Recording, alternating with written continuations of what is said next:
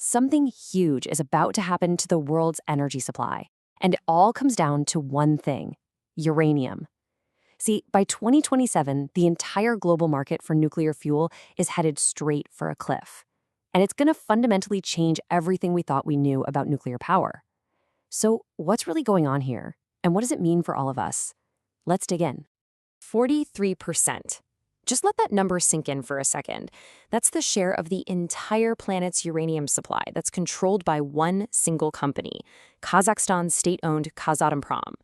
That's not just a big slice of the pie, my friends. That's nearly half the entire pie. So yeah, when these guys talk, everyone in the energy world listens. And on November 28, 2023, their chairman said something that sent shockwaves through the entire industry. This wasn't some vague rumor. This was a direct, official warning shot. The era of cheap, easy-to-get uranium, it's coming to an end. Okay, so let's start right there with that official warning.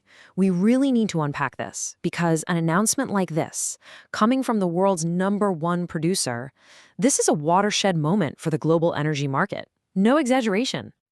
I mean, seriously, this is completely unprecedented. You just don't see the world's dominant producer come out and publicly say, hey everyone, our output is going to fall because, well, we're running out of the good stuff. It just doesn't happen. And they gave a specific timeline, after 2026. The reason? Deposit depletion. This isn't them trying to play the market. It's a fundamental signal that the geology itself is changing. But hey, we can't just take their word for it, right? We got to be skeptical. To figure out if this is legit, we have to dig way deeper than the headlines and actually follow the data trail. So let's look at the geological evidence and see if the rocks back up the talk. And boom, this slide right here gets to the absolute core of the problem. What you're looking at is the decline in what's called ore grade. You know, think of it like this. You're mining for chocolate chips in a giant cookie. A high ore grade means tons of chips in every bite. Well, since 2010, the quality of their cookie, their ore, has dropped by a massive 42%. They're having to dig through way more cookie just to get the same amount of chocolate. And of course, that leads directly to this problem. Because the ore is so much lower quality, it takes a ton more effort to get the uranium out. We're talking 158% more processing. That's more energy, more chemicals, more money, more everything, to produce the exact same pound of uranium they did back in 2010. The costs are structurally baked in now, and they are rising fast. So, what's the bottom line here? It's this. Simple, powerful, and it sums up the entire reality facing this industry. The best stuff, the stuff that was easy and cheap to get to, well, it's already been mined. It's gone. And this isn't some far-off theory. You can see it happening right now in their most important mines. Take a look at Tortkuduk, one of their major operations. It's now down to just a quarter of its original high-grade ore. This isn't a projection. It's happening in real time. Okay, so the obvious question, right? If Kazakhstan is struggling, why can't other countries just pick up the slack and mine more? And the answer to that question reveals this massive bottleneck in the global supply chain. 10 to 15 years. That's the answer. That's how long it typically takes to bring a brand new uranium mine online, from the day you find it to the day it actually produces something. There is no quick fix here. You can't just flip a switch. The supply of uranium is what economists call inelastic. It's not responsive. You can't just decide you want more tomorrow. It takes time, a lot of time. And why does it take so long? Well, first, you have to get permission. That's the permitting and licensing phase, a 5 to 10-year marathon of navigating environmental laws and legal red tape. Then you have to convince people to give you billions of dollars. And only after all that can you actually start building the thing, which takes another 3 to 5 years. It is a massive decade-plus commitment.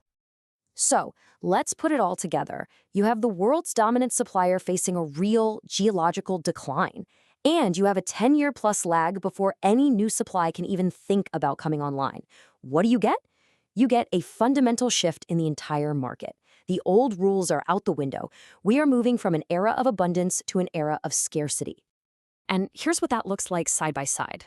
The old era, it was defined by abundant, cheap supply, with Kazakhstan as the reliable global gas station for uranium. The new era, it's all about scarcity and the geopolitical risk that comes when you rely so heavily on one region. And this is key. Prices are no longer going to be driven by financial speculation. They're going to be driven by the actual, real-world cost of getting this stuff out of the ground. This chart spells it out in dollars and cents. You can see the cost to produce has already shot up. But the most important bar here is that third one. To get anyone to even start that 10 to 15-year journey of building a new mine, the price of uranium has to be and stay above 80 to $100 a pound. That's the new floor. It's like a coffee shop. If it costs them $3 to make a latte, they can't sell it for $2 and stay in business. That's where we are with uranium now. Okay, so why should you care about any of this? Because it directly hits global energy security. Nuclear power gives us 10% of the world's electricity. It's one of our most important sources of zero-carbon, reliable, always-on power. A supply crunch doesn't just threaten the price. It threatens the stability of our grids, our ability to keep the lights on, and it puts a major roadblock in front of our long-term climate goals. So the evidence is pretty clear. Kazatomprom's warning is real.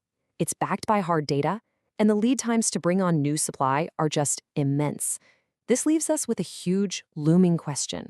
We are entering a brand new era, defined by scarcity and much higher costs. The age of cheap nuclear fuel is over.